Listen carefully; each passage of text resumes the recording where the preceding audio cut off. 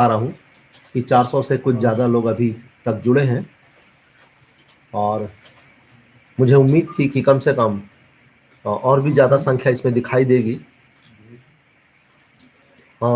इस हेतु आपके लिए संदर्शिका भी तैयार की गई है जो 2 ही दिन में आपके पास पहुंच जाएगी। विकास खंडों तक ये पहुंचाई जा चुकी है और आपके बीआरसीसी महोदय के द्वारा ये आप तक पहुंचा दी जाएगी। इसमें पृष्ठ क्रमांक 8 पर एक बहुत ही काम की जानकारी दी गई है जिसमें निःशक्तता के प्रकार और उनका जो संक्षिप्त नाम है वो भी दिया गया है। संक्षिप्त नाम को जानना इसलिए भी जरूरी है क्योंकि बच्चों के सर्टिफिकेट में ये नाम लिखा रहता है। डॉक्टर की लिखाई हो सकता है आप न पढ़ पाए, तो कम से कम जो संक्षिप्त नाम उसमें लिखा हुआ है उसके आधार पर आप अपने रिकॉर्ड को दुरुस्त कर सकते हैं, अद्यतन कर सकते हैं। और इसमें इस प्रकार से लिखा है, पहला जो है वो पूर्ण दृष्टिहीन, जिसको टोटल ब्लाइंड कहते हैं, और इसका संक्षिप्त नाम जो है वो TB है, ये कैपिटल लेटर में लिखा हुआ है। अल्प दृष्टि बाधित, जिसको लो विजन कहते हैं, ये LV कहलाता है। श्रवण बाधित जो है हियरिंग इम्पायर्ड कहलाता है, ये HI इसका संक्षिप्त रूप है। मूक बधिर जो है स्पीच इम्पायर्ड जो है, ये SI इसका संक्षिप्त नाम है। और प्रमस्तिष्कीय पक्षाघात सेरेब्रल पाल्सी, इसका नाम आप लोगों ने काफी सुना होगा क्योंकि ये अखबार में भी इसकी चर्चा होती रहती है, CP कहलाता है ये। फिर है स्वलीनता जो ऑटिज्म के नाम से आती है, ASD इसका संक्षिप्त नाम जो है capital A capital S capital D ये है। बौद्धिक निःशक्तता इंटेलेक्चुअल डिसेबिलिटी ID, पहले इसका नाम दूसरा था, अब ये इंटेलेक्चुअल डिसेबिलिटी कहलाता है। फिर मानसिक बीमारी मेंटल इलनेस MI, अस्थिबाधित आर्थोपेडिक इम्पायर्ड OI, बहुविकलांगता मल्टीपल डिसेबिलिटी MD, कुष्ठ रोग leprosy LAP apostrophe S, multiple sclerosis MS, haemophilia HF, thalassaemia T, Parkinson's disease ED, PD, ये गलत प्रिंट हो गया है, इसको आप लोग सभी इसमें करेक्शन कर लेंगे। PD इसमें मिस प्रिंट है, तो अभी आपको ज्यादा कुछ नोट करने की जरूरत नहीं है। जैसे ही बुकलेट आपको मिलेगी आप इसको एक बार पूरी तरह से पढ़ लीजिएगा, और पूरी तरह से पढ़ने के बाद ये जो पृष्ठ 8 पर विशेष आवश्यकता वाले बच्चों के चिन्हांकन हेतु प्रश्नावली की हेडिंग डली है, उसके नीचे निःशक्तता के प्रकार दिए हैं। इसकी फोटोकॉपी करा करके प्रधान पाठक के टेबल पर ये होनी चाहिए, या आप इसको उस रजिस्टर में रखें जिसमें आप निःशक्त बच्चों का, दिव्यांग बच्चों की जानकारी का संधारण करते हैं, तो उस रजिस्टर में ये पृष्ठ अनिवार्य रूप से होना चाहिए, तभी आप इसके आधार पर अपनी जानकारी को सही तरीके से जमा कर सकेंगे। और मांसपेशी दुर्विकार मस्कुलर डिस्ट्रॉफी और बौनापन dwarfism DW, sickle cell SD, chronic neurological CN, और अधिगम निःशक्तता लर्निंग डिसेबिलिटी LD का नाम भी आप लोगों ने काफी बार सुना होगा, लर्निंग डिसेबिलिटी का। और जो मूवी आई थी तारे जमीन पर, उसमें इसके बारे में चर्चा की गई थी। 3 अलग अलग प्रकार की लर्निंग डिसेबिलिटी के ऊपर उसमें चर्चा की गई थी, पर जो मुख्य पात्र है वो एक प्रकार की डिसेबिलिटी से ग्रसित था। तेजाब हमला पीड़ित एसिड अटैक विक्टिम AV, तो इस प्रकार से इसमें नाम दिए गए हैं। और इसके बाद बच्चों के चिन्हांकन हेतु प्रश्नावली दी गई है, किसी में 4 बिंदु है, किसी में 10 बिंदु भी है। इनको आप प्रॉपर पढ़ लीजिएगा, पहले पढ़ लीजिएगा, समझ लीजिएगा, और उसके बाद जब इसको आप बच्चों के ऊपर अप्लाई करेंगे तो आपको इन बच्चों को छांटने में सुविधा होगी कि कौन से बच्चे किस श्रेणी में हैं, और इतने ढेर सारे बच्चों में से किन बच्चों को हम डॉक्टर के पास ले जाएं, ताकि डॉक्टर जो है वो इसको वेरीफाई कर सके, और यदि वो वाकई में डिसेबिलिटी से ग्रसित है, दिव्यांग बच्चा है, तो डॉक्टर उसके अनुरूप आगे की कार्रवाई कर सके। जैसा जो पूर्ण दृष्टिहीन बच्चे हैं या नेत्रहीन बच्चे जो है वो आंख में सिर्फ कोटर आपको दिखाई देगा और अंदर जो है वो संरचना बनी हुई नहीं रहती, पलकें मुंदी हुई रहती, तो वो देख करके आप पहचान जाते हैं। लेकिन यदि पूर्ण दृष्टिहीन है, ऐसे बच्चे भी होते हैं जिनकी आंख की संरचना तो पूरी तरह से बनी होती है, लेकिन उसके बाद भी उसमें दिमाग के साथ उसका कनेक्शन नहीं होता, करके बच्चा उससे नहीं देख पाता। तो ऐसी स्थिति में बच्चे के दोनों आंखों से बिल्कुल दिखाई नहीं देता, और जैसा ही वो बच्चा अपने स्थान से चलने के लिए खड़ा होगा या आप जब कोई बात बोलेंगे तो वो सुनने के लिए अपना चेहरा घुमाने की जगह वो कान उस ओर करेगा, आवाज की दिशा में कान करेंगे, चेहरा नहीं घुमाएंगे। तो इससे समझ में आएगा कि वो बच्चे जो है देख नहीं पाते, लेकिन पूरी तरह से सुनने के ऊपर आश्रित है। क्या बच्चा या व्यक्ति किसी वस्तु के सहारे चलते हैं? बच्चा जब चलने के लिए खड़ा हो रहा है तो टेबल का सहारा लेके खड़ा हुआ, स्टिक लेके खड़ा हुआ और स्टिक की सहायता से वो चल रहा है। तो इससे भी आप पता कर सकते हैं कि वो बच्चा जो है दृष्टिबाधित है, पूर्ण दृष्टिहीन है, नेत्रहीन है, ये आप पता कर सकते हैं। बच्चा 3 मीटर की दूरी से दिखाई गई उंगलियों की गिनती नहीं कर सकता।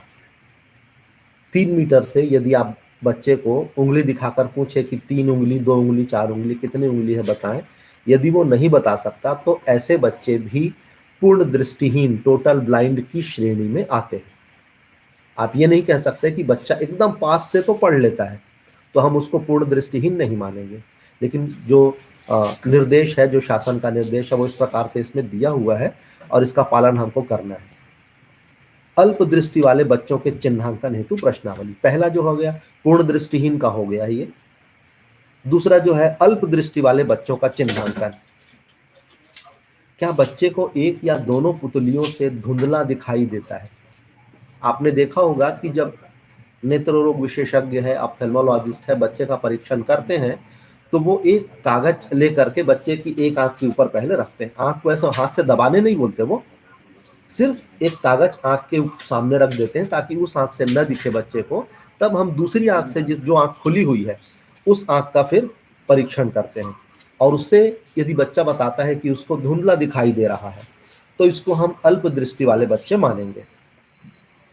क्या बच्चे की दोनों आंखों का आकार अलग अलग है? एक आंख छोटी, एक आंख बड़ी, दोनों आंख समान आकार की नहीं है, कोई आंख छोटी है, एक आंख छोटी, एक आंख बड़ी, यदि ऐसा है तो भी वो बच्चे अल्प दृष्टि वाले श्रेणी में आते हैं। क्या बच्चे की आंख की पलकों में सूजन या किनारे लाल रहते हैं? आंखों के किनारे वाले हिस्से में यदि लालिमा दिखाई देती है या पलकों में, है ना, अपर साइड पलकों में सूजन दिखाई देती है तो ये भी एक चिन्ह है अल्प दृष्टि वाले बच्चों के लिए। क्या बच्चा आंखों का काम करते समय, जब लिखने पढ़ने का काम है, कोई बारीक काम है, कोई बारीक चीज को देख रहा है, तो उस समय सिर दर्द की शिकायत करता है, या वो टीवी देखने बैठा है उस समय वो सिर दर्द की शिकायत करता है, बार बार आंखों को मल रहा है, आंख उसकी लाल हो जा रही है, आंखों में खुजली की शिकायत करता है, इस तरह की शिकायत यदि वो करता है तो ये भी निशानी है अल्प दृष्टि वाले बच्चों की। क्या बच्चा प्रायः बार बार आंखें झपकाता है, पलकों को बार बार झपकाता है? क्या सामान्य बच्चे आपके सामने रहते हैं, यदि आप उनसे तुलना किए कि ऐसे बच्चे जिनकी दृष्टि में कोई दोष है, कोई शिकायत है, तो वो बच्चे पलकों को बार बार झपकाते हैं। क्या बच्चे की आंखों से पानी आता है? ये भी एक चिन्ह है, बच्चे की आंख से बार बार आंसू बनता है, बार बार आंसू आ रहा है, बार बार वो आंसू पोंछ रहा है, तो भी ये एक निशानी है कि वो अल्प दृष्टि से दोष वाले बच्चे हैं। क्या बच्चा बार बार आंखों को मलता है? आंखों में हल्की सी खुजलाहट होती है और उसकी वजह से बच्चे आंखों को बार बार मलते हैं, ये भी एक निशानी है अल्प दृष्टि वाले बच्चों के लिए। क्या बच्चा श्याम पट पर कुछ लिखते समय प्राय आसपास के बच्चों से पूछता है? इसका मतलब ब्लैक बोर्ड में, श्याम पट में जो शिक्षक ने लिखा है, बच्चा उसको स्पष्ट रूप से नहीं देख पा रहा है और इस वजह से वो अपने बगल में बैठे बच्चे की कॉपी में से देखेगा या उससे पूछेगा कि वहां पर क्या लिखा है। क्या बच्चे की आंखों की पुतलियां सफेद दिखाई दे रही हैं? जो पुतलियां हैं उनका रंग जो है काला, गहरा भूरा, भूरा, है ना, इस तरह से एक जो सामान्य रंग है, 4-5 जो अलग अलग शेड दिखाई देते हैं हमको भारतीय उपमहाद्वीप में, तो वैसे रंग के हैं क्या? उससे हट के यदि कुछ सफेदी दिखाई देती है जो सामान्य नहीं है, जो असामान्य है, ऐसी सफेदी यदि दिखाई दे तो ये भी एक निशानी है कि वो बच्चा दृष्टि दोष, अल्प दृष्टि दोष वाला है। क्या बच्चा पुस्तक या अन्य चीजों को आंखों के बहुत पास ले जाकर देखता है? यदि आपने बच्चे को कोई चीज दी, या पढ़ने के लिए है, या कोई चीज उसकी खिलौना है, वो बच्चा उस खिलौने को देखना चाहता है, छोटा खिलौना है, तो वो उसको आंखों के बहुत पास ले जाके देखता है, तो ये भी एक निशानी है। क्या बच्चा एक आंख ढककर सिर आगे की ओर झुका देता है? यदि बच्चा ऐसा करता है, एक आंख ढक करके सिर सामने की ओर झुकाना, तो ये भी एक निशानी है। क्या बच्चा चलते समय आसपास की वस्तुओं से टकरा जाता है और चलते समय सही स्थान पर पैर नहीं रखता? कहने का तात्पर्य ये है कि चलते समय जब टेबल का जो पाया है, कुर्सी है, टेबल का जो पाया है, निचला हिस्सा जो है उसका, वहां से उसका पैर टकरा जाता है, तो भी आप मानेंगे कि बच्चे को स्पष्ट नहीं दिखाई दे रहा है। क्या बच्चा बारीक कार्यों को करने में अरुचि दिखाता है? बहुत बारीक कार्य होते हैं, जब जैसे ड्राइंग बनाना है, पेपर में बच्चा ड्राइंग कर रहा है, तो वो उसमें जो बारीक काम है, दो बच्चों की आंखें बनाना है या नाक बनाना है, बारीक काम है, उसमें बच्चा रुचि नहीं लेता, वो बड़े आकार से कुछ बना दिया और छुट्टी पा लिया। और बच्चे कुछ ऐसा भी काम करते हैं, अपने खिलौने को खोलने का काम, या कोई छोटी बारीक चीज है उसको उठाना, कहीं जमाना, कहीं रखना, तो ये जो बारीक काम होते हैं, बारीक श्रेणी वाले जो काम होते हैं, बच्चा ऐसे कार्यों में अरुचि दिखाएगा, क्योंकि उसको वो स्पष्ट दिखता ही नहीं है, इसलिए बच्चा ऐसे कार्यों को करना पसंद नहीं करेगा। क्या बच्चा प्रकाश की ओर अपना मुंह करता है या प्रकाश के विपरीत अपना मुख फेर लेता है? यदि उसकी आंखों में बहुत तेज लाइट आती है, इसका मतलब है तो भी उसको दिक्कत है, लाइट से एकदम परेशानी होती है उसको, तो भी दिक्कत है, या उसको कम लाइट में बिल्कुल नहीं दिखता तो भी परेशानी, ये दोनों स्थिति आएगी इसमें, है ना, कि बच्चे को विजन उसका क्लियर नहीं है, दृष्टि क्लियर नहीं है, या तो वो प्रकाश की सुग्राह्यता बहुत ज्यादा बढ़ गई है या एकदम कम हो गई है। सामान्य व्यक्ति के जैसा नहीं है, जिस लाइट में एक आम बच्चा, एक सामान्य बच्चा कोई परेशानी महसूस नहीं कर रहा है, उतनी लाइट में इस बच्चे को परेशानी महसूस होगी, या तो उसको लाइट सामान्य से ज्यादा लगेगी, वो लाइट से हट जाएगा, या लाइट सामान्य से कम लगेगी। फिर है श्रवण बाधित, HI, हियरिंग इंपायर्ड बच्चों की पहचान। इसके लिए प्रश्नावली। क्या बच्चे के कान से मवाद बहता है? कहने का मतलब बच्चा कान में रुई लगा के रखता है, उसके कान में गीलापन है और वो रुई लगा के रखता है ना। यदि बच्चा रुई नहीं लगाता है और बार बार कान साफ करने की कोशिश करता है, तो भी आप अनुमान लगा सकते हैं कि उसके कान में गीलापन है और कान से मवाद बह सकता है या बह रहा है। बच्चा पीछे से बुलाने पर नहीं सुनता। यदि बच्चे की पीठ की तरफ आप खड़े हुए हैं और उसको आवाज दे रहे हैं, तो बच्चा नहीं सुन पा रहा है, मतलब उसके कान में परेशानी है। क्या बच्चा संप्रेषण करते समय इशारों का प्रयोग ज्यादा करता है? आप ध्यान दीजिएगा, क्योंकि एक शिक्षक के पास बहुत सारे बच्चे होते हैं और शिक्षक जो है बच्चों के साथ वो कंपेयर करके देखता है। जैसे ही वो कंपेयर करता है तो उसको समझ में आता है कि ये बच्चा जो है बोलने के बजाय, शब्दों पर जोर देने के बजाय इशारों पर ज्यादा जोर देता है। तो इसका मतलब ये है कि इस बच्चे को सुनने में तकलीफ होती है। क्या बच्चे को बोलने में समस्या है? जब हियरिंग इम्पायर्ड या श्रवण बाधित बच्चे की श्रवण शक्ति काफी कम होती है, तो उसके मस्तिष्क में ऐसे शब्द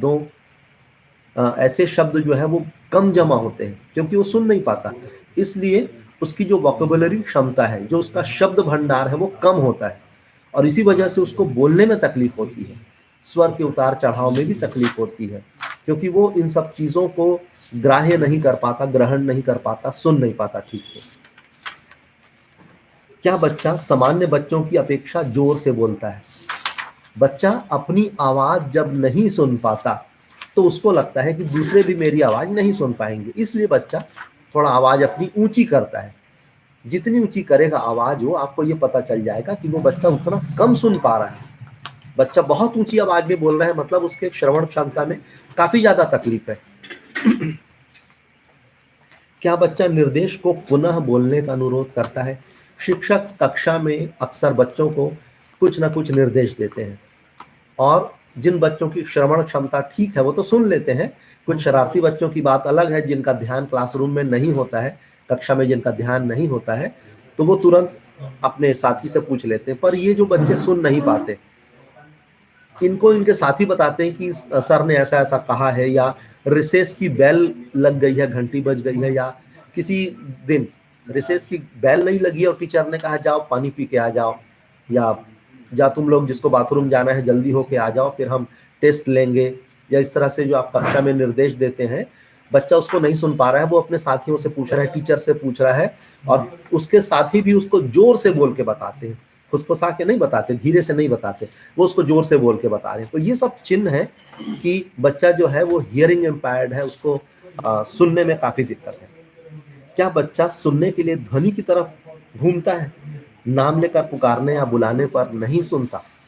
क्या बच्चा किसी बात को समझने के लिए अपनी दृष्टि उसके चेहरे पर टिकाए रखता है, मतलब वो लिप रीडिंग करके समझने का प्रयास कर रहा है? बच्चा घर में जब अपने माँ बाप को देखता है तो वो धीरे धीरे लिप रीडिंग के द्वारा समझना शुरू कर देता है कि उससे क्या कहा जा रहा है, उसको क्या निर्देश प्राप्त हो रहा है। क्या बच्चा आपके निर्देशों का समाधान करने में अपने को असमर्थ पाता है? जब बच्चा निर्देशों को सुना ही नहीं है, या निर्देशों को अस्पष्ट रूप से सुना है, निर्देश में से आधे निर्देश को वो सुन पाया जो ऊंची आवाज में कहे गए हैं, पर जहां स्वर के उतार चढ़ाव के कारण जब हम निचले स्वर में कोई बात कहते हैं तो वो उन निर्देशों को बच्चा नहीं सुन पाता। इस प्रकार से वो पूरे के पूरे निर्देश को नहीं सुन पाता, आधे निर्देश को ही सुन पाता है, और इस वजह से बच्चा निर्देश का पालन करने में असमर्थ होता है। तो ये भी एक निशानी है HI बच्चों का, हियरिंग इम्पेयर्ड वाले बच्चों का। क्या बच्चा प्रश्न का उत्तर प्रश्न के संदर्भ से हटके देता है? यहां पर भी यही बात लागू होती है, बच्चा प्रश्न को पूरी तरह से इसलिए नहीं समझ पाता क्योंकि वो पूरे के पूरे प्रश्न को सुन नहीं पाया है, वो आधा प्रश्न सुन पाया है और अपने मन से कल्पना करके उसका उत्तर दे रहा है। यदि वो पूरे के पूरे प्रश्न को सुन पाता तो वो उसके अनुरूप सही उत्तर दे पाता है। और इसी के साथ ही आगे जो है बच्चों के चिन्हांकन के लिए मैं हमारे साथी श्री उत्तम साहू जी को आमंत्रित करूंगा कि वो आगे इसके बारे में आपको और भी जानकारी प्रदान करें।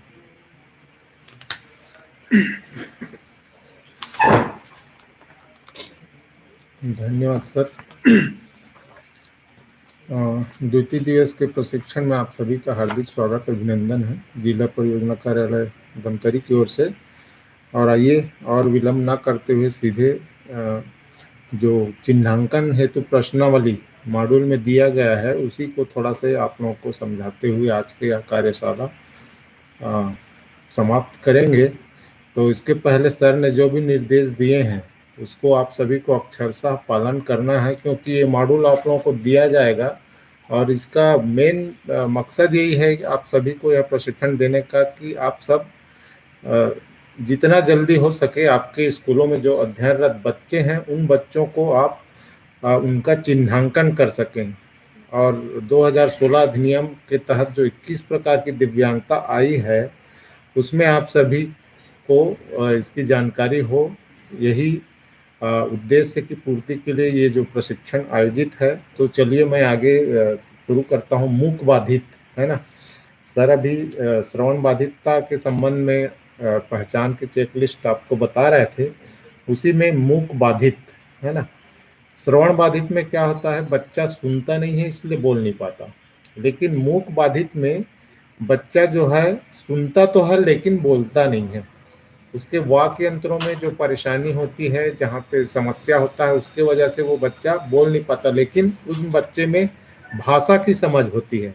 वो आप जो बोलोगे उसको समझ करके वो कर सकता है। तो ये मूक बधिर, इनको खाली बोलने की समस्या होती है, वो खाली बोल नहीं पाते। ऐसे बच्चों में इस प्रकार के बच्चे होते हैं, जैसे क्या बच्चा बहुत ज़्यादा हकलाता है, हकलाना, तुतलाना, शब्दों का उच्चारण बिल्कुल स्पष्ट रूप से ना कर पाना, ये सारे बच्चे इसके अंतर्गत आते हैं। तो आप सभी को इस प्रकार के बच्चे, क्योंकि स्कूलों में अधिकांशतः होते ही हैं, तो इन बच्चों का भी आपको नाम देना ही देना है। बच्चा सुनता है पर बिल्कुल बोल नहीं पाता। बच्चे का जीभ नीचे की तरफ जुड़ा हुआ रहता है ना। बच्चे की जीभ आप खुलवा के देखेंगे तो जो ये ये वाली पोजीशन है वो जुड़ा रहता है। इसको टंग टाई बोलते हैं। इसका ऑपरेशन के द्वारा इलाज किया जा सकता है और वो बच्चा ठीक हो भी सकता है। ठीक होने के बाद स्पीच थेरेपी के माध्यम से वो बच्चा बोलना सीख जाता है। बच्चे के तालू में छेद या गहराई अधिक है। यदि आप उस बच्चे को मुंह खुलवा करके देखेंगे ना तो जो तालू है वो वहाँ पे बड़ा सा होल दिखता है। इस प्रकार से आप उनका चिन्हांकन कर सकते हैं। बच्चे का होंठ कटा फटा है, ये तो स्पष्ट रूप से दिखने वाला है, देख करके आप समझ सकते हैं। बच्चे का दांत बाहर की ओर है ना। बहुत सारे बच्चों का दांत जो है बाहर की तरफ निकल जाता है, जिससे बोलते समय जीभ वगैरह फंसता है। उसके वजह से भी बच्चा अच्छा से उच्चारण नहीं कर पाता। बच्चा पहले का व आखिरी का अक्षर छोड़ देता है। वही है, बस बोलने में परेशानी होती है और नहीं बोल पाने की वजह से उसमें प्रॉब्लम आती है और बीच का ही अक्षर बोल पाता है। तो इस प्रकार से मूक बाधित की पहचान आप लोग कर सकते हैं। चलिए, पांचवा है प्रमस्तिष्क पक्षाघात, सीपी। सीपी बच्चे है ना, ये जो है बहुत ही गंभीर किस्म के बच्चे रहते हैं और इस प्रकार के बच्चे अधिकांशतः स्कूल आने में अक्षम रहते हैं। लेकिन इसके साथ साथ जो बच्चे माइल्ड मॉडरेट टाइप रहते हैं वो बच्चे एसोसिएट प्रॉब्लम लेकर के स्कूल में आते हैं। ऐसे इस प्रकार के बच्चों के लिए और थोड़ा सा मैं बताना चाहूँगा। सेरेब्रल का अर्थ होता है मस्तिष्क के दोनों भाग में पाल्सी, है ना। और या फिर किसी असामान्यता या क्षति को पॉलिसी कहा जाता है। शरीर के गति के नियंत्रण को क्षतिग्रस्त करती है।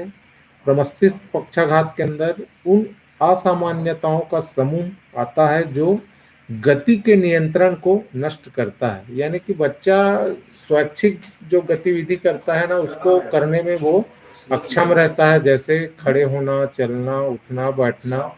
इन सारी चीजों में उस बच्चे को परेशानी होती है। इसमें भी इस प्रकार के बच्चे के जो प्रश्नावली है उसको देखें तो बच्चे का सिर गर्दन अनियंत्रित रहता है, यानी कि लटका हुआ रहता है, वो अपने गर्दन संभाल नहीं पाता है।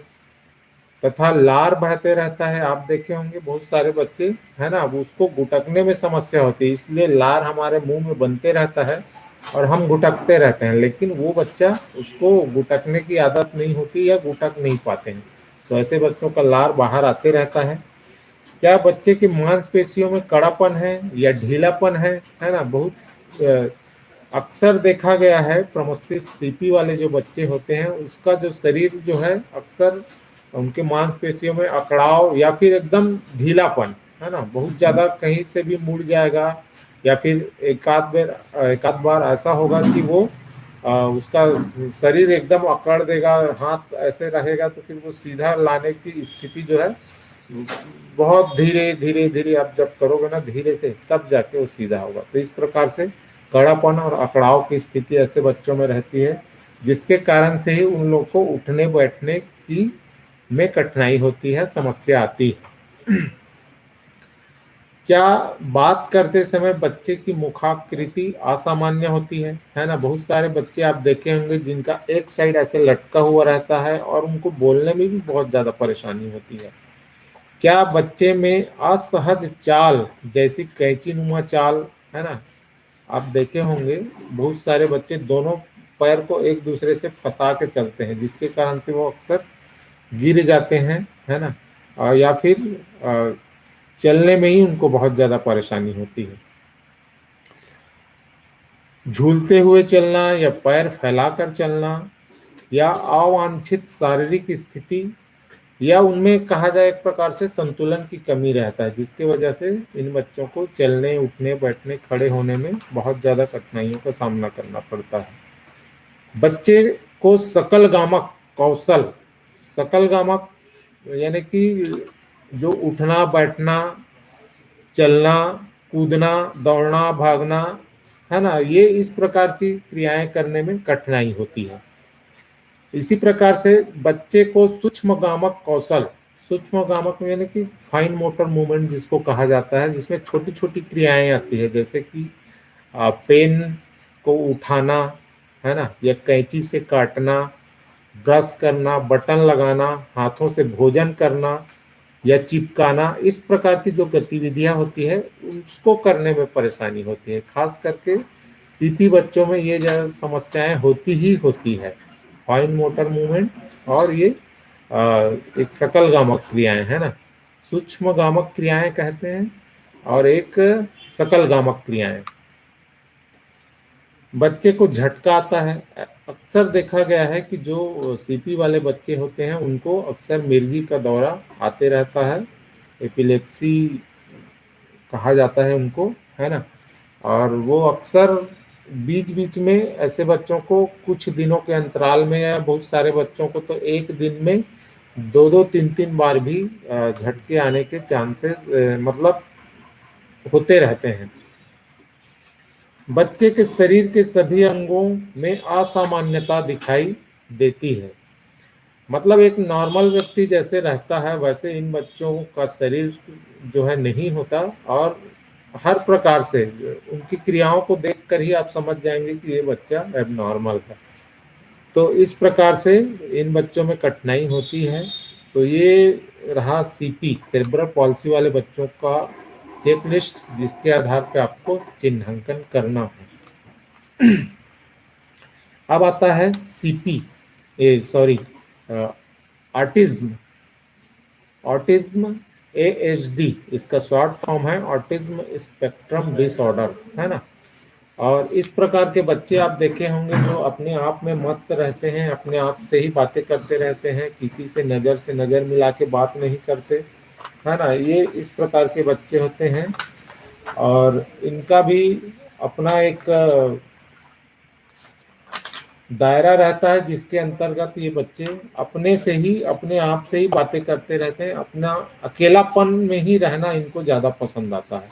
ऐसे बच्चों में ज़्यादातर जो भावनात्मक लगाव की कमी पाया जाता है।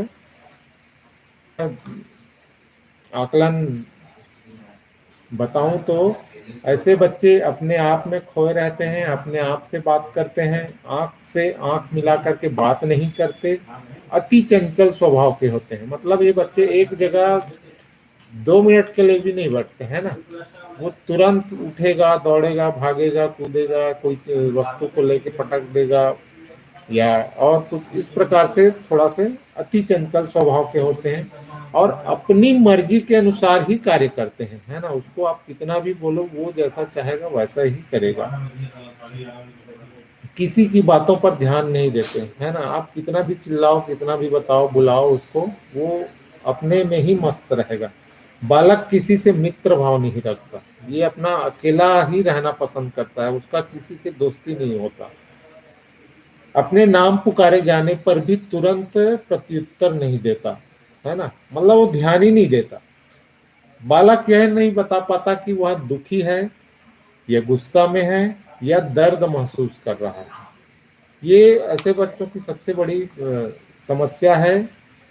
और ये यहाँ तक कि अपनी माता से या पिता से एक प्रकार से जो आलिंगन का भाव रहता है, जो तुरंत बच्चा देखता है अपनी माँ को तो दौड़ के उससे जाके लिपट जाता है, ऐसा इस बच्चों में, इस टाइप के बच्चों में किसी प्रकार का ऐसा भाव नहीं रहता है। मतलब एक प्रकार से भावनात्मक लगाव की बिल्कुल कमी रहता है ऐसे बच्चों में। परिवर्तन स्वीकार नहीं करते, यानी कि उसको जिस कप में वो चाय पीता है तो बस उसी कप में ही चाय चाहिए, यदि आप दूसरे कप में दिए तो वो फेंक देगा, है ना। तो परिवर्तन स्वीकार नहीं कर, जहां पे वो बैठता है उसको वहीं पे बैठना है। तो इस प्रकार से ऐसे बच्चों की आदत होती है। अपनी परछाई से खेलता, सजीव निर्जीव और निर्जीव इनके लिए सजीव होता है। तो इस प्रकार के बच्चे में ये कुछ जो स्पेसिफिक समस्याएं होती है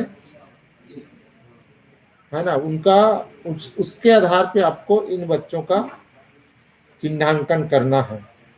ऐसे बच्चों में सोशलाइजेशन की कमी होती है, कम्युनिकेशन प्रॉब्लम होता है, और स्टीरियोटाइप बिहेवियर, मतलब बार बार वही चीज को दोहराना, वही चीज को करना, ये इन बच्चों की आदत होती है। तो इस प्रकार से ये ऑटिज्म के जो लक्षण है उसके आधार पे आपको ऐसे बच्चों का चिन्हांकन करना है। और उसके बाद आता है बौद्धिक निःशक्तता, इसको बोलते हैं इंटेलेक्चुअल डिसेबिलिटी। इसको पहले मानसिक मंदता के रूप में हम जानते थे, लेकिन 2016 अधिनियम जो आया है उसके अंतर्गत इसको इंटेलेक्चुअल डिसेबिलिटी, बौद्धिक मंदता से परिभाषित किया गया है। और इसमें वो बच्चे आते हैं जिनकी सूझबूझ, कार्य करने की क्षमता और हमारे जो सामान्य बच्चे रहते हैं उस बच्चों के अनुरूप नहीं रहता, इनमें वो सब सारी चीजों की कमी पाई जाती है। इसमें आप यदि देखेंगे इनका चिन्हांकन के लिए, तो क्या बच्चे का समान आयु समूह के बच्चों की तुलना में बौद्धिक स्तर कम रहता है। मतलब वही बात है कि एक जो नॉर्मल बच्चा है जो 10 वर्ष का है, और एक इंटेलेक्चुअल डिसेबिलिटी वाला बच्चा जो 10 वर्ष का है, लेकिन दोनों में यदि हम उनके बुद्धि लब्धि की परीक्षण करें तो जो इंटेलेक्चुअल डिसेबिलिटी वाला बालक है उसका बुद्धि लब्धांक लगभग 3 से 5 वर्ष वाले बच्चे के जो मानसिक स्तर रहता है उसी स्तर का रहता है। बच्चे की शैक्षणिक उपलब्धियां लगातार न्यून हैं, मतलब ये बच्चे जो है सीखने में भी, मतलब जो शैक्षणिक उपलब्धि है यानी कि इनको गिनती, पढ़ाना, लिखाना जो भी है वो सारी चीजों में इनका बहुत ही धीमा स्तर रहेगा। बच्चा वास्तविक वस्तुओं के प्रस्तुतिकरण पर बहुत अधिक निर्भर रहता है। वास्तविक वस्तुओं के प्रस्तुतिकरण कहने का अर्थ यह है कि यदि हम बच्चे को बोल दें कि वो वहां पे जा, पेन रखा हुआ है उसको लेके आना, है ना, तो पेन वो जानता तो है बट समझ में नहीं पाता कि क्या इसी को पेन कहते हैं, है ना। तो उसको जब तक के मूर्त वस्तुएं नहीं दिखाएंगे तब तक के ऐसे बच्चे समझते नहीं है। तो मूर्त वस्तुओं के प्रत्यक्षीकरण पर ही ये बच्चे ज्यादा निर्भर रहते हैं। बच्चे में एकाग्रता का अभाव रहता है ना। इस प्रकार के बच्चे जो है बहुत ही क्षणिक एकाग्रता वाले रहते हैं, और इसमें एकाग्रता की कमी स्पष्ट महसूस होती है। जब भी हम उनसे बात करते हैं वो खाली नाम आप लोगे, नाम को ही सुनेगा, बाकी आप जो भी पूछोगे तुम्हारा नाम क्या है, कहाँ रहते हो, आपके पापा का क्या नाम है, उसमें से वो कोई उत्तर नहीं देगा, बस हाँ हाँ हाँ हाँ ऐसे करते रह जाए। तो इस प्रकार से बच्चे में स्मरण शक्ति की अवधि भी बहुत कम होती है। मतलब हमने अभी बताया वो हो सकता है 2 मिनट के लिए उसके दिमाग में रहे, या 5 मिनट के लिए रहे, या 10 मिनट के लिए रहे, उससे ज़्यादा उन बच्चों का जो दिमाग में वो चीज़ जाती नहीं है, और स्मरण शक्ति का बहुत ही अभाव रहता है ऐसे बच्चों में। बच्चे के साथ संप्रेषण काफ़ी सीमित दायरे में होता है, यानी कि हम उस बच्चे से बातचीत करना चाहें तो वो खाली बस 1-2 वाक्य में ही अपना संप्रेषण करेगा, है ना, पूरा सेंटेंस में नहीं करेगा। तो इस प्रकार से ऐसे बच्चे में संप्रेषण क्षमता का अभाव रहता है। बच्चे के साथ बार बार दोहराने और अभ्यास करने की आवश्यकता पड़ती है। ऐसे बच्चों के साथ हम कोई भी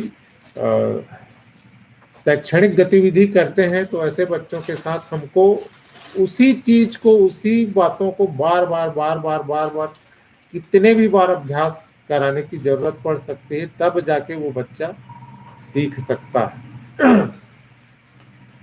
बच्चा सामूहिक गतिविधियों की पहल नहीं करता, यानी कि कोई भी जैसे खेल वगैरह है ना, तो उसमें भी ये इन लोगों का परफॉर्मेंस उतना अच्छा नहीं रहता जैसे अन्य हमारे नॉर्मल बच्चों में रहता है। तो इसी प्रकार से आगे बच्चा ध्यान प्रायः इधर उधर या फिर उखड़ा हुआ रहता है। इन बच्चों का ध्यान ही नहीं रहता, एक प्रकार से कहा जाए, ये कोई भी चीज आप बताओगे उसमें ध्यान बिल्कुल नहीं देते हैं। बच्चे में सूक्ष्मगामक कौशलों जैसे कंघी करना, ब्रश करना, बटन लगाना, हाथों से भोजन करना, चिपकाना, कैंची से काटना या हाथ से जो भी छोटी छोटी क्रियाएं जो करते हैं उसको सूक्ष्मगामक कौशल कहते हैं। ये सूक्ष्मगामक कौशल करने में इन बच्चों में पूरी तरह से अभाव होता है। बच्चा अपने दैनिक क्रियाओं जैसे कि शौच की आदतें, नहाना, कपड़े पहनना, स्वयं की स्वच्छता रखने में एवं सामान्य घरेलू कार्य करने में असमर्थ या दूसरों पर निर्भर रहता है। इन बच्चों को आपने प्रायः देखा होगा कि मानसिक मंदता वाले बच्चे जैसे 8 साल के भी रहेंगे तो भी उनको अपना खुद से होके शौच जाने की आदत नहीं बन पाती है, खुद से होके नहीं नहा पाते हैं, खुद से होके अपना कपड़ा नहीं पहन पाते हैं। तो ये पूरी तरह से अपने परिवार वालों पर निर्भर रहता है। बच्चा दिए गए निर्देश को समझने में कठिनाई महसूस करता है, असामान्य व्यवहार करता है, स्वयं को काटना, उग्र होना, स्वयं को व दूसरों को चोट पहुंचाना, इस प्रकार के बच्चों की आदतें होती हैं।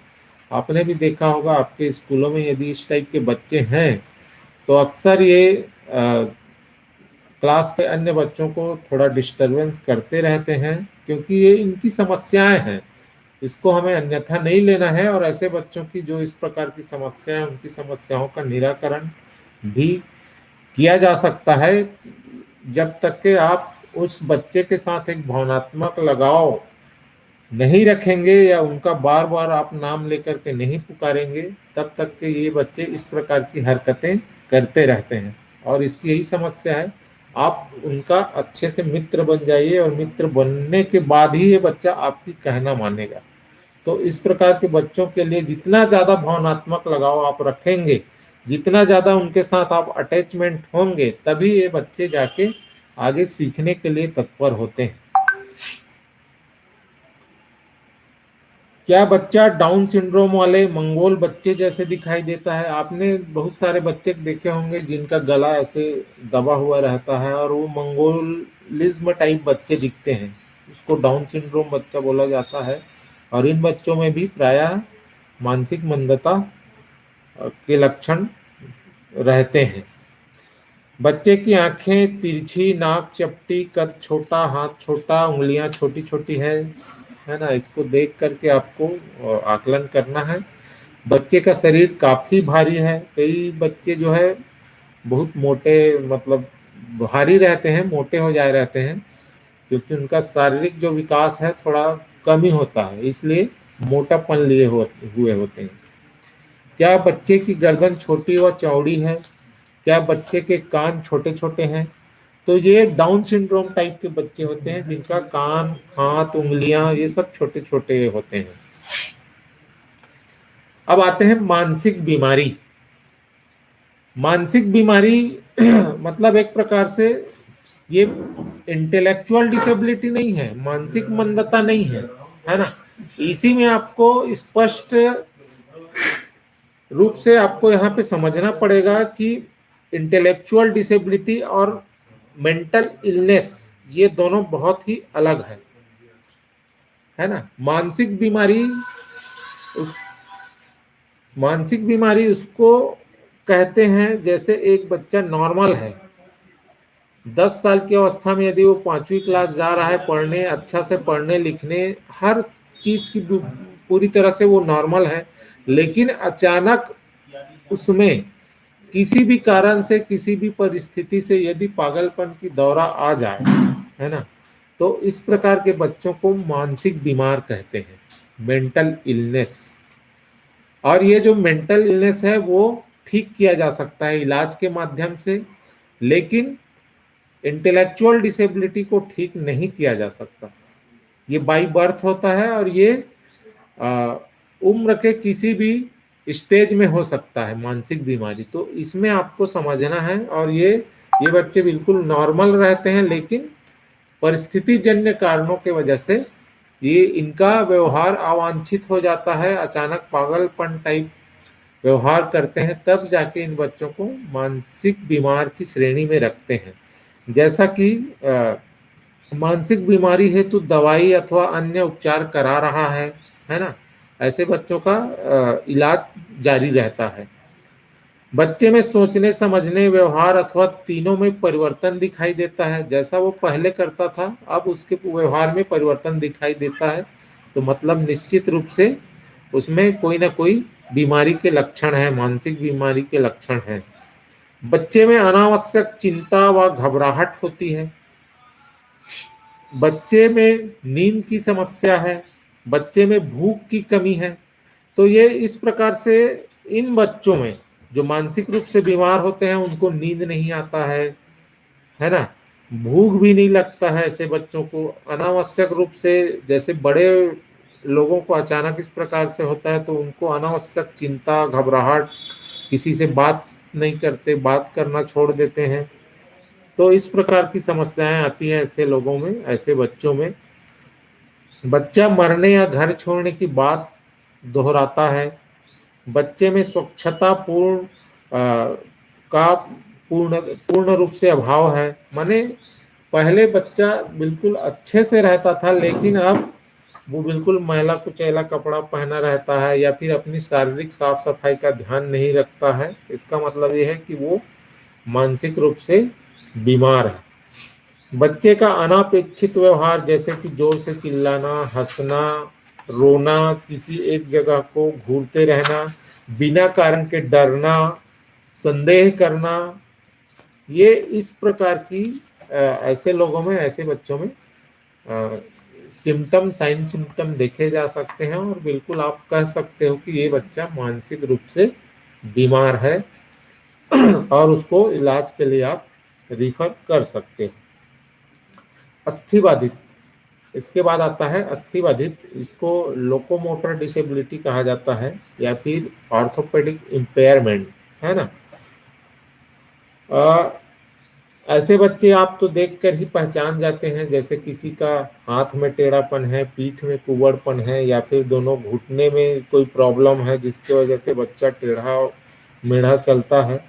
तो ये अस्थिबाधिता की पहचान है। उसके शरीर में, उसके मांसपेशियों में यदि किसी भी प्रकार के अकड़ाव या फिर ढीलापन, इस टाइप की समस्याएं हैं या हड्डियों में प्रॉब्लम है, तो फिर ऐसे बच्चों को अस्थिबाधिता की श्रेणी में रखते हैं। अब इसमें देखते हैं बच्चे के शरीर में अस्थि संबंधी कोई विकार है क्या, है ना। अस्थि संबंधी यदि विकार आपको स्पष्ट रूप से नजर आ रहा है, मतलब इसमें अस्थिबाधिता हो सकती है। बच्चे का एक पैर छोटा बड़ा है। बच्चे में कुबड़पन है। बच्चे के दोनों घुटने सटे हुए हैं। बच्चा बैसाखी या फिर डंडे के सहारे से चलता है। ये सब हड्डी से संबंधित है और हड्डियों के प्रॉब्लम के ही कारण से वो इस प्रकार की जो उनके साइन सिम्टम दिखने लगेंगे आपको। बच्चे के शरीर का कोई अंग जैसे हाथ पैर कटे या अपूर्ण है। बच्चे में पोलियो ग्रस्तता है। बच्चे का पैर पंजा मुड़ा हुआ है या अंदर की ओर है। बच्चे का पैर हाथ धनुषाकार में मुड़ा हुआ है। तो इस प्रकार से हम इसको देख करके पहचान सकते हैं और इसमें और ज़्यादा मतलब आपको समस्या नहीं आएगी। ऐसे बच्चों को आप देख करके उनकी गतिविधि के माध्यम से आप उनका आकलन कर सकते हैं। बहुविकलांग, बहुविकलांग में जिसमें ऐसे बच्चे जिसमें एक, दो या दो से अधिक दिव्यांगता के लक्षण दिखते हैं, ऐसे बच्चों को बहुविकलांग कहा जाता है। जैसे अस्थिबाधिता के साथ साथ दृष्टिबाधित या श्रवण बाधिता का होना, अस्थिबाधिता के साथ साथ ऑटिस्टिक के लक्षण, मानसिक मंदता के लक्षण, या फिर अस्थिबाधिता के साथ साथ श्रवण बाधिता और मानसिक मंदता के लक्षण। तो इस प्रकार से बहुत सारे बच्चों में ऐसे लक्षण देखे जाते हैं और जिनको बहु दिव्यांगता वाले बच्चे कहते हैं। जैसे कि एक से अधिक विकलांगता परिलक्षित होना, देख करके ही समझ सकते हैं ऐसे बच्चों को। बच्चा पूर्ण रूप से सुन व देख नहीं पा रहा है ना। बच्चे में आंशिक दृष्टि है किंतु पूर्ण श्रवण बाधिता है। देखिए, आंशिक दृष्टि मतलब उसको कम दिखाई देता है, उसके साथ साथ श्रवण क्षमता का भी अभाव है पूर्ण रूप से। बच्चा आंशिक रूप से सुन पाता है किंतु पूर्ण रूप से दृष्टिहीन है। बच्चे में सुनने व देखने की क्षमता आंशिक है, मतलब दोनों कम है ना। क्या बच्चे के शारीरिक एवं मानसिक अक्षमता साथ साथ है? तो ये इस प्रकार से दो या दो से अधिक अक्षमता या डिसेबिलिटी, दिव्यांगता एक ही बच्चों में पाया जाता है, तब ऐसे बच्चों को बहुदिव्यांगता वाले बच्चे की श्रेणी में रखते हैं। कुष्ठ पीड़ित, लेप्रोसी, क्रूड, है ना। और इसके लक्षण भी आप लोग देख करके पहचान सकते हैं। और प्रायः ये देखा जाता है कि हमारे जो छोटे बच्चे होते हैं उनमें इस प्रकार के लक्षण दिखाई नहीं देते हैं, लेकिन फिर भी कुछ बच्चों में ऐसा देखने को मिलता है, जैसे कि बच्चे के शरीर में सफेद दाग, जिसमें छूने या सुई चुभोने पर कोई संवेदना नहीं होती है। बच्चे के शरीर में सफेद दाग के साथ घाव दिखाई देता है। बच्चे के हाथ पैर की उंगलियां गल रही हैं। कुष्ठ रोग के कारण बच्चे के हाथ व पैर की उंगलियों में विकृति आ रही है। तो ये कुष्ठ रोग के लक्षण है, जिसको आप सब भी देखे होंगे। ऐसे कुष्ठ रोग वाले व्यक्ति, तो उनके जो लक्षण होते हैं उसी टाइप के लक्षण इन बच्चों में भी होते हैं। और ऐसे बच्चों को देख करके उनका आकलन आपको करना है। मल्टीपल स्क्लेरोसिस वाले बच्चों की पहचान हेतु प्रश्नावली, इसको मैं थोड़ा सा डिटेल करना चाहूँगा। मल्टीपल स्क्लेरोसिस आप लोग शायद पहली बार सुन रहे होंगे, और इसको दिव्यांगता की श्रेणी में शामिल किया गया है। ये एक प्रकार से ब्रेन की ऐसी बीमारी है जो सेंट्रल नर्वस सिस्टम पर अटैक करती है, जिसमें तंत्रिका कोशिका आच्छादन पर धब्बा पड़ने के कारण तंत्रिकाओं के क्रियाकलाप में कमी आ जाती है। बहुत से मरीजों में लकवा के विभिन्न चरणों के लक्षण भी दिखाई देते हैं। तो इस प्रकार से ये मल्टीपल स्क्लेरोसिस है, जिसमें इसका लक्षण यदि देखें तो क्या बच्चे के दृष्टि में हानि के संकेत हैं, क्या पूरे शरीर में दर्द का अनुभव करता है, क्या बच्चा जल्दी थकान अनुभव करता है, क्या बच्चे के शरीर में संतुलन की कमी है, क्या बच्चा आंख घुमाने पर दर्द का अनुभव करता है ना, क्या बच्चा सिर हिलाने पर पीठ दर्द का अनुभव करता है, क्या काम करते समय बच्चे हाथ एवं अन्य अंगों में कपकपी अनुभव करता है। तो ये इस प्रकार के लक्षण हैं जिनको देख करके आपको पढ़ करके इन बच्चों का असेसमेंट करना पड़ेगा। क्या बच्चा गतिविधि तुरंत बदलने में असमर्थ अनुभव करता है, मतलब कोई अन्य गतिविधि कर रहा है, उसके बाद अचानक से कोई दूसरा काम उसको दे दे तो वो काम जैसे बैठे हुए कुछ काम कर रहा है ना, और उसको हम बोले कि अब चलो जाओ वहाँ पे वो सामान रखा हुआ है उसको आप लेके आओ, तो उसको हो सकता है खड़े होने में परेशानी हो, है ना।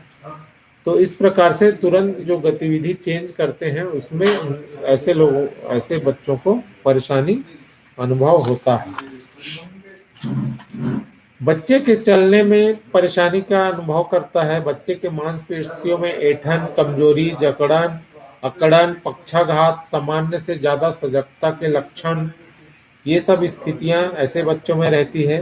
पूरे शरीर में थकान, आमतौर पर बहुत ऊंचाई से नीचे देखने पर आने वाला चक्कर, कम संतुलन, कमजोरी, गर्मी सहन न कर पाना, चक्कर आना, ये इन बच्चों के लक्षण हैं। चुभन महसूस होना, परेशानी करने वाली झंझनाहट और जलन, स्पर्श कम महसूस होना, स्वाद में असामान्यता होना, पेशाब करने की लगातार इच्छा, पेशाब का रिसना, पेशाब का रुक जाना, रात में अत्यधिक पेशाब जाना, ये मल्टीपल स्क्लेरोसिस के लक्षण। दिखाई देना बंद हो जाना, दो दिखाई देना या फिर धुंधला दिखाई देना, चिंता या मिजाज बदलते रहना, बोलते समय आवाज का सही ना निकलना। तो फिर इस प्रकार से, और इसके कारण से अवसादग्रस्त होना, कब्ज, चेहरे का सुन्नपन हो जाना, जीभ का सुन्न हो जाना, निगलने में परेशानी होना, नींद की कमी, पैर उठाने की परेशानी, पैर भारी महसूस होना, बिना इच्छा के आंख की तेज हलचल, सिर दर्द, सोचने और समझने में कठिनाई। तो इस प्रकार से इन बच्चों में बहुत सारी परेशानियां हैं जिनको लक्षणों के आधार पे आपको इनका पहचान करना है।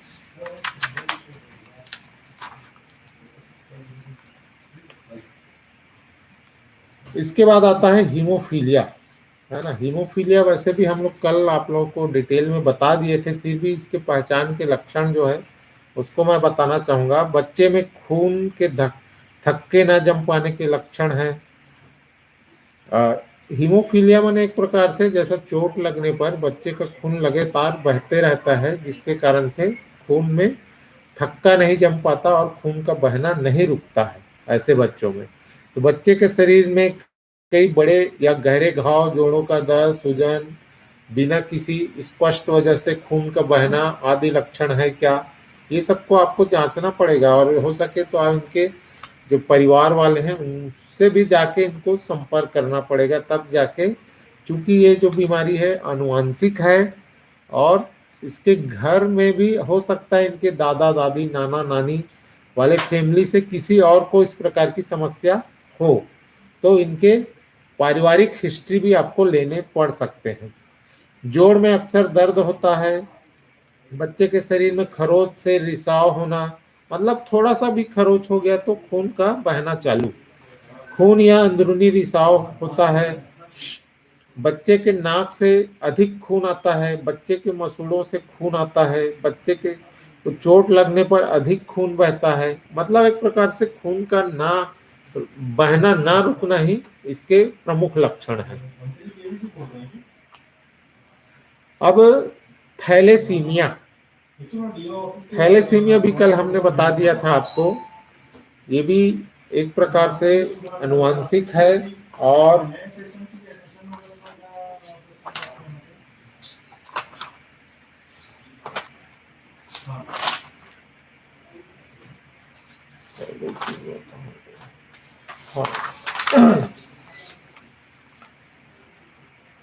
थैलेसीमिया में अधिकतर मामले में कोई लक्षण नजर नहीं आता। कुछ रोगियों में रक्त की कमी या एनीमिया हो सकता है। थैलेसीमिया के बच्चों के माता पिता से अनुवांशिक तौर पर मिलने वाला रक्त विकार है, ये भी एक प्रकार से अनुवांशिक है।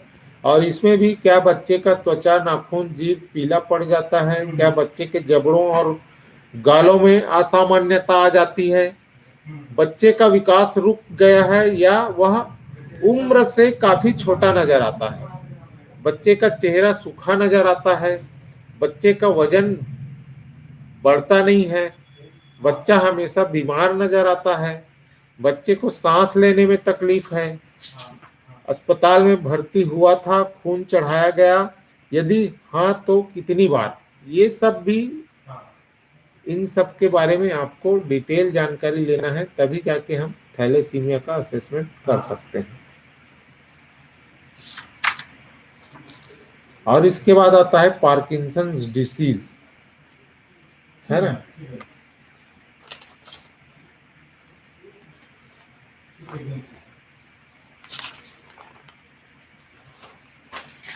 पार्किंसंस रोग में भी एक प्रकार से केंद्रीय तंत्रिका तंत्र का एक विकार है जो अक्सर कपी के साथ गतिविधि को प्रभावित करता है।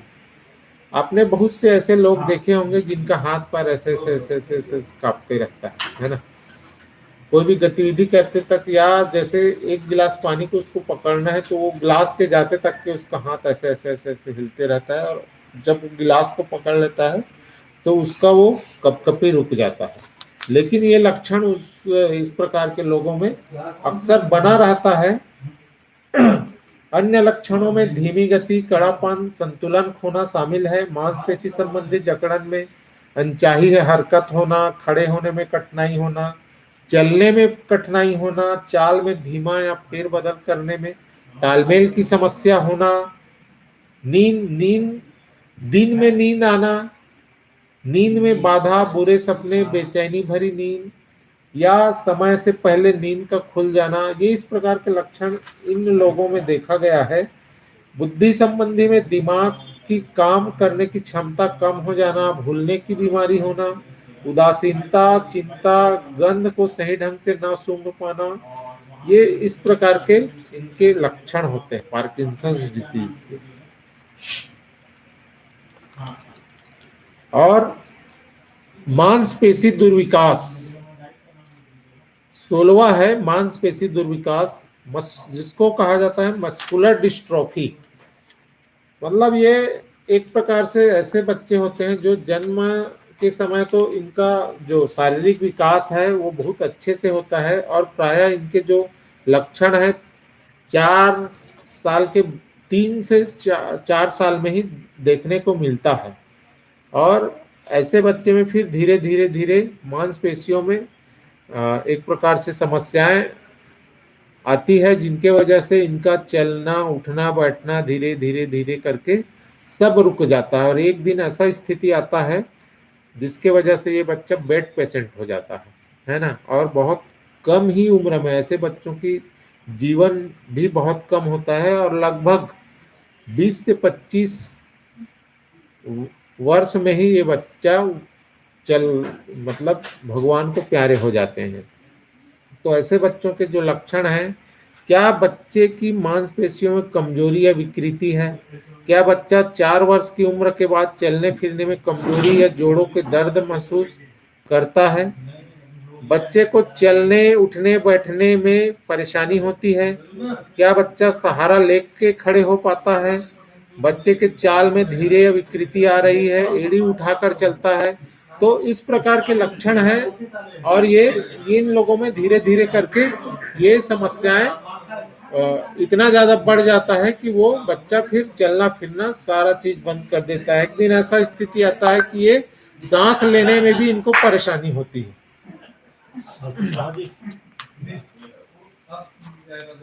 सिकल सेल, सिकल सेल के लक्षण में सर वो चालू कर देना चैट।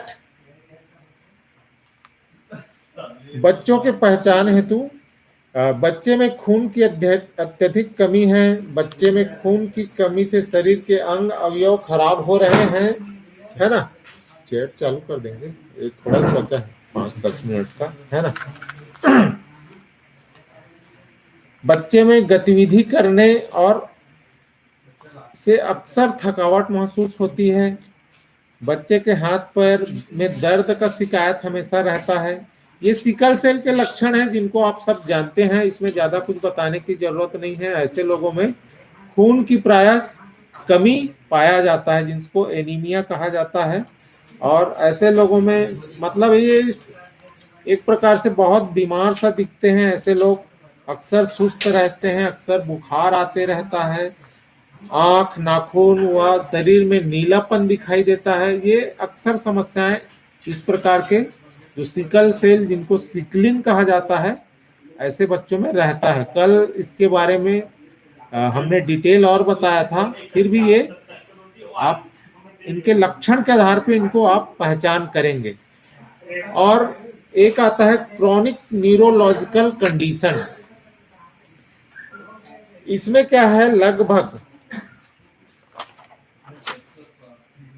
मस्तिष्क संबंधी ये भी विकार है, और इसमें नसों से संबंधित, तंत्रिका तंत्र से संबंधित लगभग 600 बीमारियों के जो लक्षण हैं वो इसके अंतर्गत आते हैं, जिसके अंतर्गत जैसे कि ट्यूमर होना, मिर्गी, पार्किंसंस रोग, इस प्रकार के जो रोग हैं इसके अंतर्गत इसमें शामिल किया गया है, जिनको हिंदी में जीर्ण आयविक स्थिति या क्रॉनिक न्यूरोलॉजिकल कंडीशन के रूप में कहा जाता है। और इसके लक्षण में मस्तिष्क और स्पाइनल कॉर्ड में असंतुलन, यानी कि जो हमारा शरीर का मेन स्पाइनल कॉर्ड होता है उसमें और मस्तिष्क के साथ एक प्रकार से जुड़ा रहता है, और यदि इन दोनों में संतुलन ना रहे तो फिर असंतुलन की स्थिति आ जाती है। बच्चे में यह स्थिति न्यूरो के क्षति के कारण से होता है, हमेशा सर दर्द की शिकायत करता है, दृष्टि धुंधली होती है ऐसे लोगों की, व्यवहार में परिवर्तन आ जाता है, पैरों और हाथों में संतुलन नहीं बना पाते हैं ऐसे लोग, बोलने में घबराहट महसूस होती है, समन्वय या संतुलन बनाने में परेशानी होती है, कमजोरी और झटकों की शिकायत करते हैं। मतलब अक्सर ऐसे लोगों में इस प्रकार की समस्याएं आती है, कमजोरी के साथ साथ झटका भी अनुभव करते हैं। झटका यानी मिर्गी मिर्गी का दौरा, इस प्रकार से मतलब अचानक से गिर जाएंगे या फिर और कोई अन्य समस्या, सांस लेने में तकलीफ हो जाएगी। इस प्रकार की समस्याएं ऐसे लोगों में होते हैं। पढ़ने लिखने में कठिनाई महसूस होती है ऐसे बच्चों को। आंशिक या पूर्ण पक्षाघात, पक्षाघात माने एक प्रकार से लकवा, लकवा टाइप का, किसी भी हाथ का काम न करना या फिर पूरे शरीर का काम न करना, मांसपेशियों में कमजोरी हो रही है।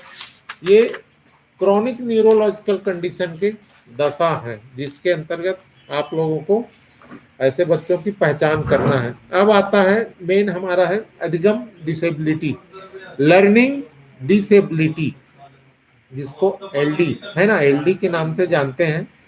और सर पहले बोल भी रहे थे, एक पिक्चर आई थी तारे जमी पे, जिसमें जो वो हमारा बच्चा है वो लर्निंग डिसेबिलिटी से ग्रसित है ना। अब इसके जो पहचान के लक्षण है उस लक्षण के संबंध में आपको बताऊं।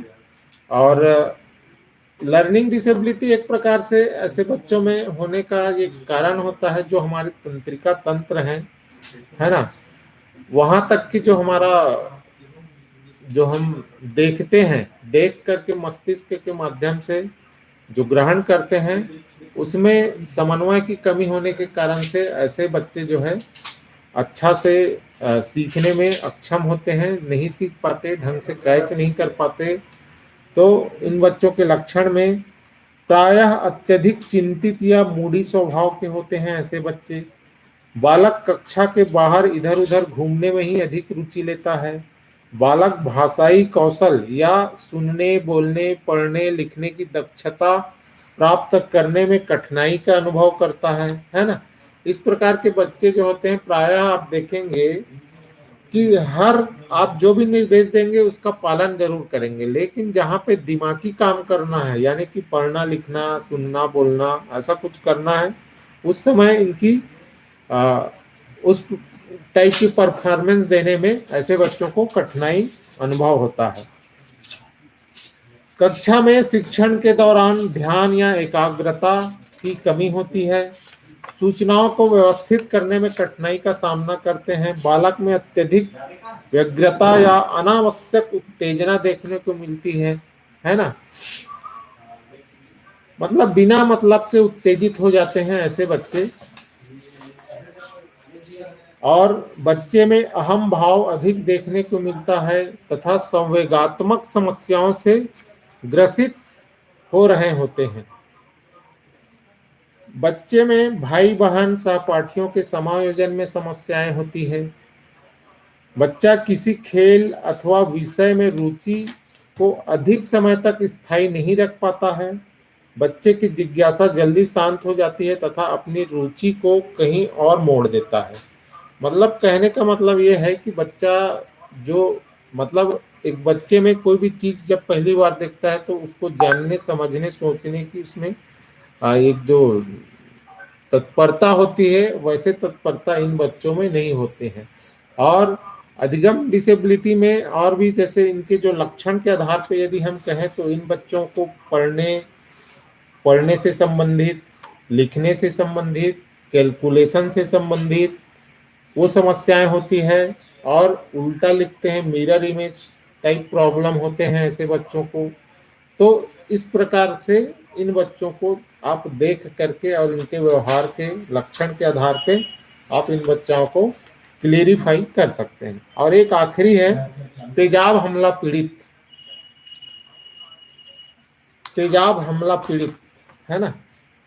और इसमें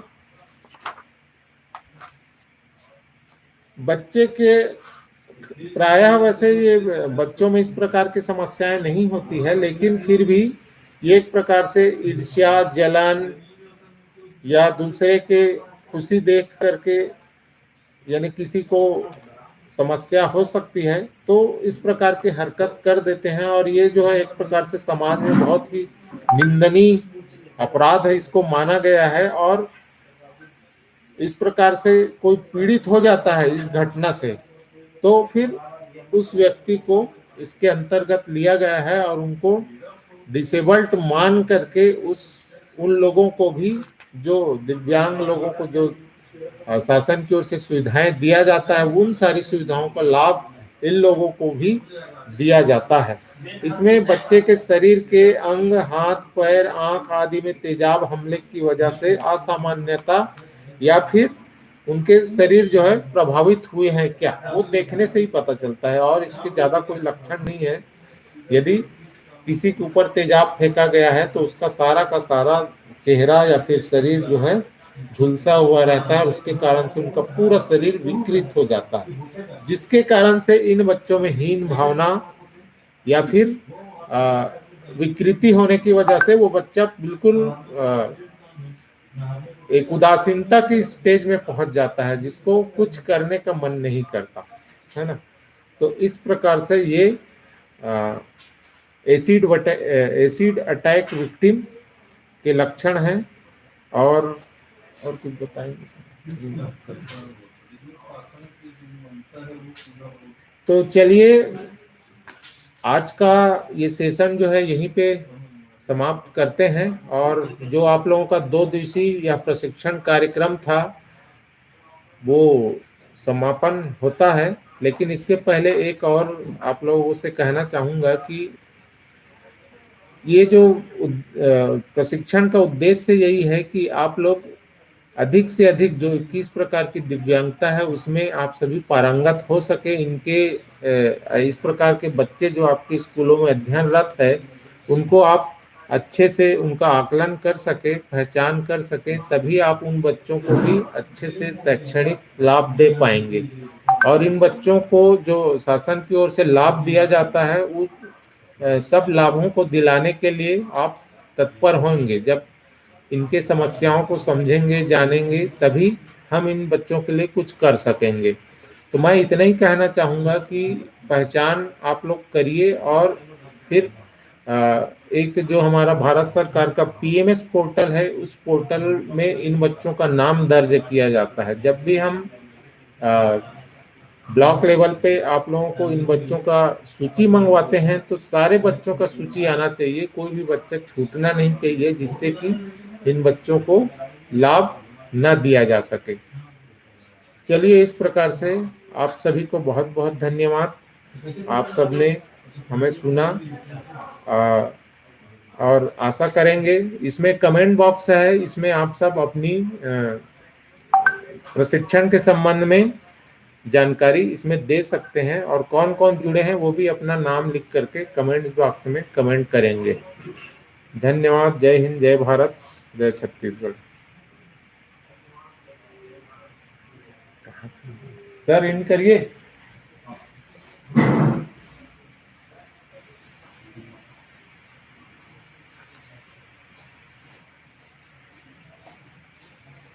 ठीक है ना, ये एंड वाला क्लिक कर रहा हूँ। हाँ।